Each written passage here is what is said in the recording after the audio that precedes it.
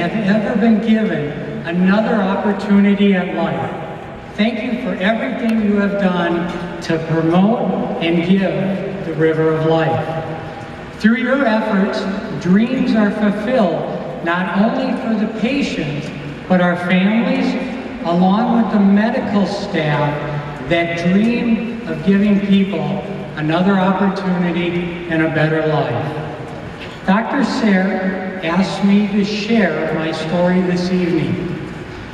If it weren't for 16 strangers, just like you that I will never meet, that took the time to give 1 pint of blood, I would not be here tonight.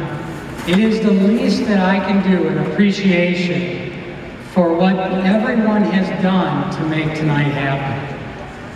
This group is well aware of the fact that someone needs blood about every 2 seconds, and 4.5 million Americans will receive a blood transfusion this year.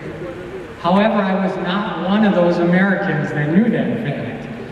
And my only reaction and interaction with Bloodcare was through the Boy Scouts of America, as we did Eagle Scout projects and we helped support the blood drives through promotions and advertising. Generally speaking, I was in perfect health, feeling great until 2001, when I was diagnosed with PSC, which is a degenerative liver disease. In 2002, my medical team said that I would need a liver transplant someday. And because the liver was actually scarring in the bile ducts inside. But back then, I was 30 years old, bulletproof, and 8 to 10 years sounded like a long way away. Who knows, I could get hit by a car coming across the intersection here, so. But late in the spring of 2009, I really began to feel very lightheaded and dizzy. I thought I was just getting sick and a little ill. However, I continued to get worse, and to a point that I couldn't even lift my head off of the floor, and since my world was spinning so much. Unfortunately, my wife had to go to work, so my job was to keep an eye on our 2-year-old daughter and 5-year-old son. So laying on the floor, I am making every deal possible. You could eat Oreos, don't leave the living room. You could watch TV, Cartoon Network, as loud as you want, don't leave the living room.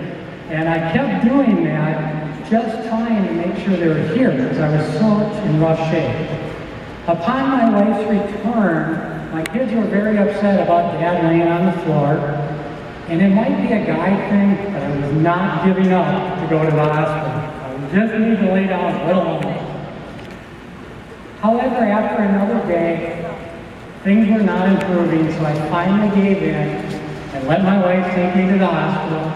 It was here in the emergency room that they gave me a blood consent form for a transfusion.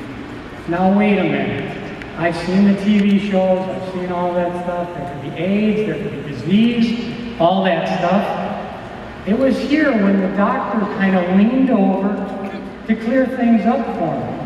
And he said, Mr. Hediger, now you know you're in trouble when Mom's calling you your last name or anybody else, okay? But he goes, Mr. Hediger, if we don't get blood into you right now, you're not going to live long enough to worry about any of those potential things. So funny on how that cleared things up immediately for me.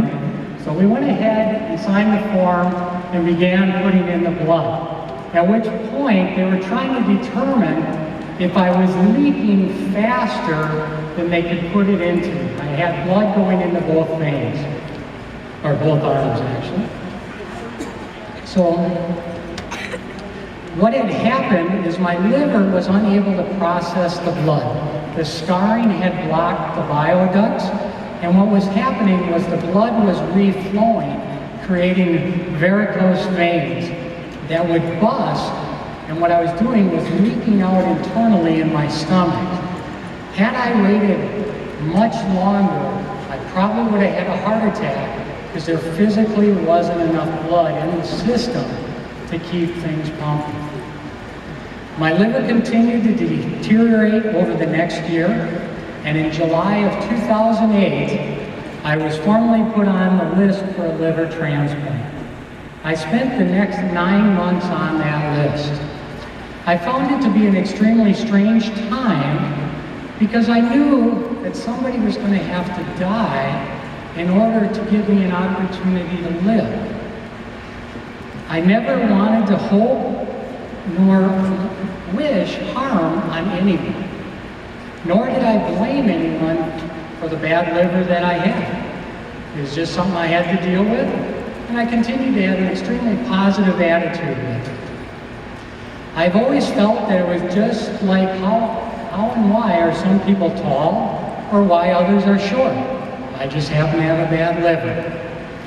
I put my life into the Lord's hands and believed that something positive would come about.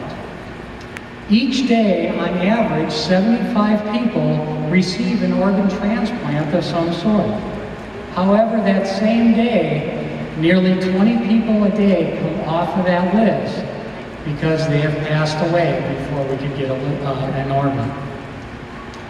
On March 25th, 2009, I received a call from my transplant coordinator here at UT Southwestern here in Dallas.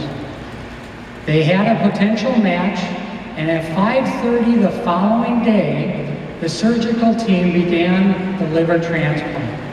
They used an additional 3 pints of blood during the 7.5 hours. It was here, it appeared to go well. After the surgery, I was in the ICU for approximately 2 days. It was in order to maintain my blood volume, they continued to give me blood. However, in my state of not sure where I was because of the medical inducement of medicine, what happened is I do recall the surgeon leaning over again, saying, "Mr. Hediger, we seem to have a leak." Now, I don't know about you, but when a surgeon tells you we have a leak, I don't think that's a very positive thing. He suggested that we needed to go back in and fix it.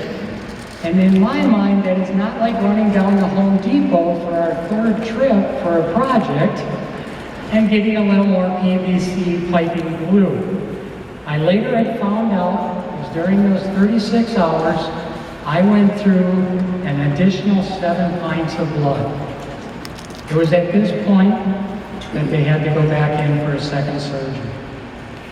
As you can see, today I'm a strong, healthy 42-year-old man, and if it wasn't for those 16 pints of blood and a 17th person that I will never get to meet that gave thought enough to donate his organs and blood, I would not be here tonight. I believe many people talk about making a difference in someone's life, along with living a legacy before they die. I believe that these people that give blood are the difference makers in someone's lives and are living out their legacies today. Then when God does call you home, please consider giving your organs to another caretaker as your living legacy from your life. Continue to give and support blood drives at every opportunity.